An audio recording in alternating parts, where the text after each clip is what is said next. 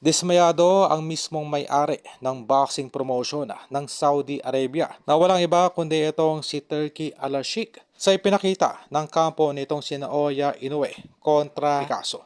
Sa kabila na hindi satisfied itong si Al-Sheikh sa naging unanimous win nitong si Naoya Inoue, ay kaakibat ito ang mga kaliwat kanang anomalya bago pa naganap ang nasabing laban. Maliban sa hand wrap at sa pagtanggi nitong si Naoya Inoue na sumailalim sa random drug test, partikular ay nadismaya rin itong si Al-Sheikh sa pagkabigo nitong si Naoya Inoue na may knockdown man lang itong si Picasso. Kung titignan po sa post-fight nitong si Inoue ay nag-walk out itong si Al-Sheikh at hindi na po ito umakyat pa ng ring upang ibigay ang nasabing customized belt. At sa halip ay nag-utos na lamang ito ng representative upang iabot kay Inoue ang nasabing belt. At dahil sa mga tumitinding revelasyon sa mga anomalyang kinasangkutan ng kampo nitong si Naoya Inoue bago pa ang naturang laban, ay posible pong magkaroon ng ground